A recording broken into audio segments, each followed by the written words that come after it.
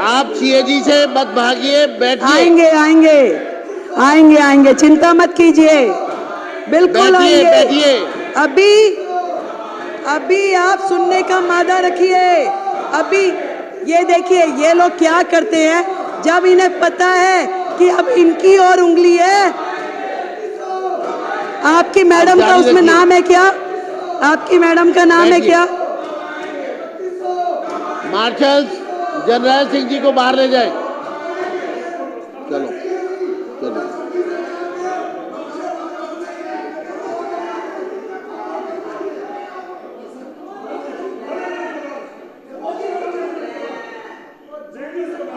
धन्यवाद, धन्यवाद अध्यक्ष जी, धन्यवाद, धन्यवाद।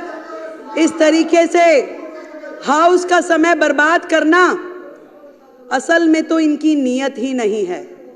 इन्हें मालूम है कि ये जो रिपोर्ट, अभी तो केवल मात्र 2 रिपोर्ट सदन पटल पे लाई गई हैं, तो इनके होश उड़ गए हैं।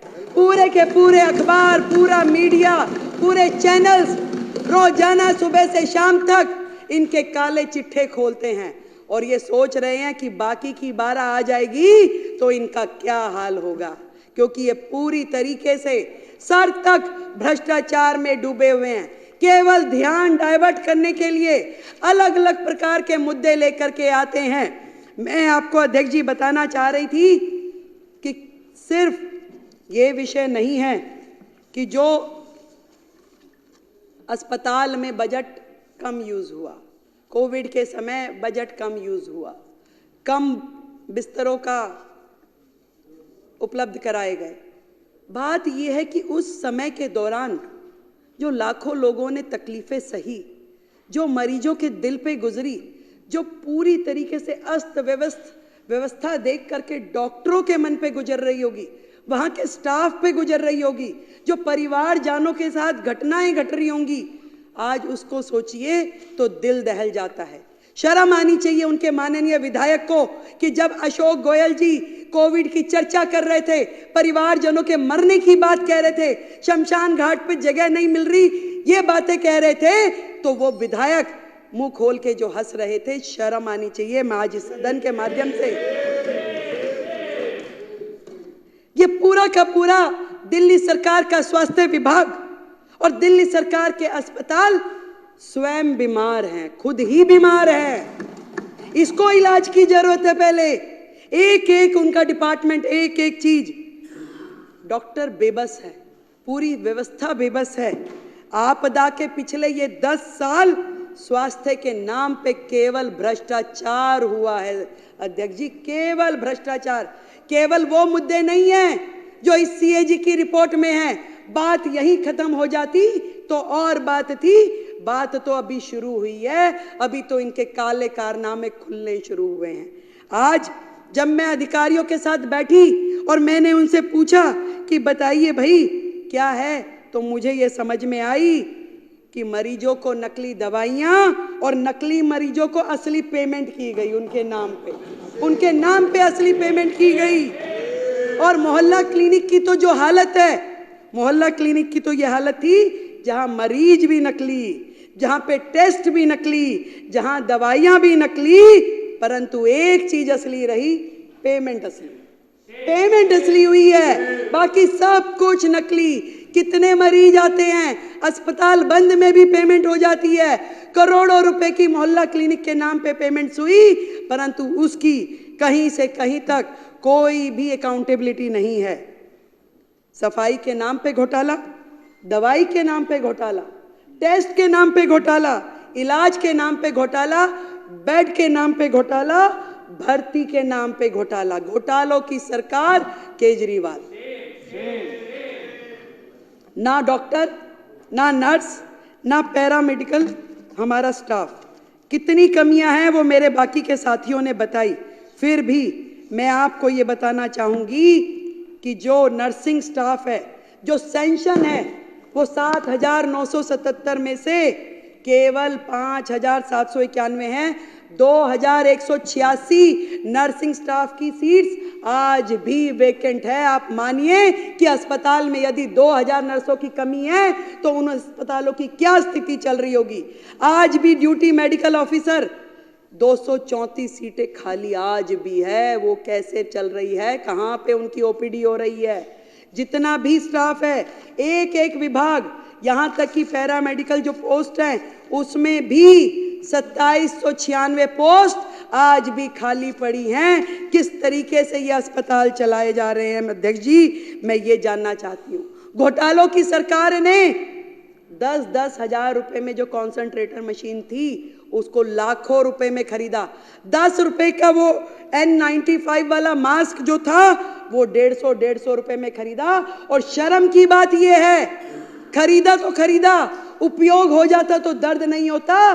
दर्द इस बात है आज भी हमारे अस्पतालों में पूरे के पूरे गोदाम कमरे भरे पड़े हैं उन सामानों से जो जनता की गाड़ी खून पसीने की कमाई से किया गया है। आज भी पीपी किट, मास्क, कॉन्सेंट्रेटर मशीनें, सिलेंडर अस्पतालों में भरे पड़े हैं जिनका कोई उपयोग नहीं हो रहा।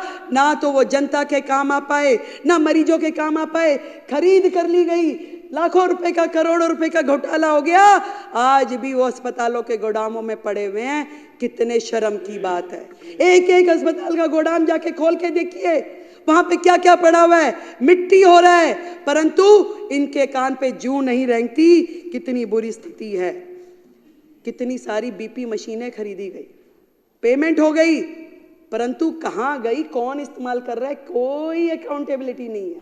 कहां पे हो रहा है ये सब। ICU, CCU, operation theatre, MRI, सारी की सारी मशीनें, कोई रेट फिक्स नहीं है, कोई दर नहीं, कहां किस तरीके से खरीद हो रही है, कोई पूछने वाला नहीं था।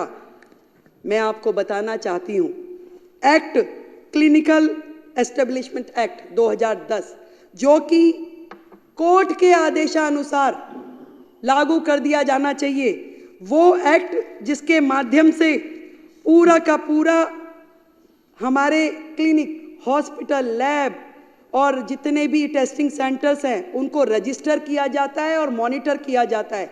आपको ये जान करके माननीय सदस्यों ये हैरानी होगी कि आज भी दिल्ली जो है देश की राजधानी, घिसे पिटे 1993 के Delhi nursing home registration act के माध्यम से चल रहा है, ना कि 2010 में बने हुए क्लिनिकल एस्टेब्लिशमेंट एक्ट के हिसाब से।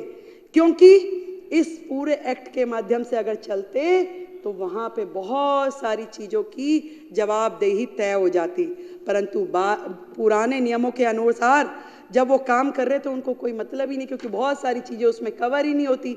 जो मर्जी करें, कोई पूछने वाला नहीं है।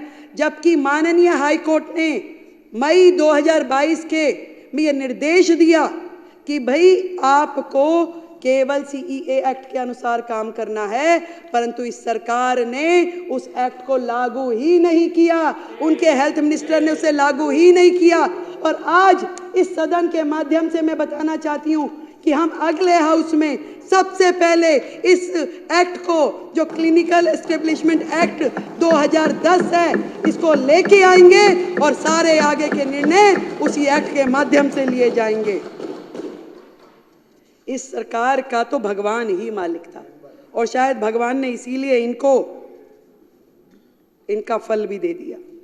हाई कोर्ट ने बार बार रिकमेंडेशन दिया, अनेकों बार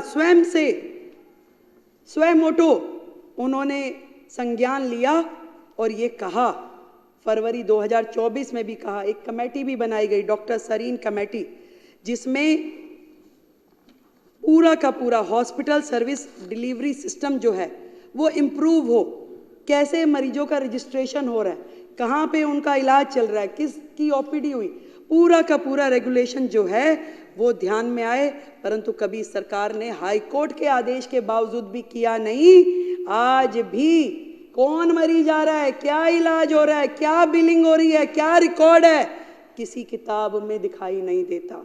हाई कोर्ट के आदेशानुसार उसके कहने के बावजूद उन्होंने स्वयं ओटो रिकमेंडेशन दिया कि आपका स्वास्थ्य विभाग गलत काम कर रहा है, जीरो है, इसमें लागू की जाए डॉक्टर सरीन कमेटी की रिपोर्ट्स। परंतु केजरीवाल और उनकी सरकार ने इसे लागू नहीं किया। कितने शर्म की बात है। मैं आपको बताना चाहती हूं 24 हॉस्पिटल जो इस सरकार के कार्यकाल में शुरू हुए, करोड़ों करोड़ रुपए के बजट से एक भी अस्पताल का काम पूरा नहीं हुआ सर, एक भी अस्पताल का काम। 24 की रिपोर्ट तो नहीं बोल पाऊंगी, ये सारी है, पर कुछ आपको एग्जाम्पल देती हूं। आपको बताना चाहूंगी एलन हॉस्पिटल, जिसका इनिशियल सैंक्शन कॉस्ट जो था 533 करोड़ था, शुरू हुआ 2019 में, परंतु आज की डेट में भी 2019 से अब तक 65% काम कंप्लीट हुआ है, और रिवाइज कॉस्ट जब आई तो 1135 करोड़ रुपए की, डबल ऑफ द कॉस्ट, और आज भी काम पूरा नहीं हुआ। आज फिर रिवाइज कॉस्ट की जरूरत है, और आज उसमें फिर कितने 100 करोड़ बढ़ाने पड़ेंगे वो पता नहीं। और ये वो प्रोजेक्ट है जिसमें पीडब्ल्यूडी ने कॉन्ट्रैक्टर को 95 करोड़ रुपए की पेनल्टी पे की है। 95 करोड़ रुपए की पीडब्ल्यूडी ने, सरकार ने कॉन्ट्रैक्टर को पेनल्टी दी है। क्या ये सरकार, इस 95 करोड़ का हिसाब कौन देगा? इस 95 करोड़ जनता के पैसे का भुगतान कौन करेगा? ये सुन नहीं सकते थे, इसलिए यहां से चले गए। यहाँ इन्हें पता दिया होगा कि भाई मैडम ये बोलने वाली है। 7 अस्पताल जो कि कोविड टाइम में बनने थे,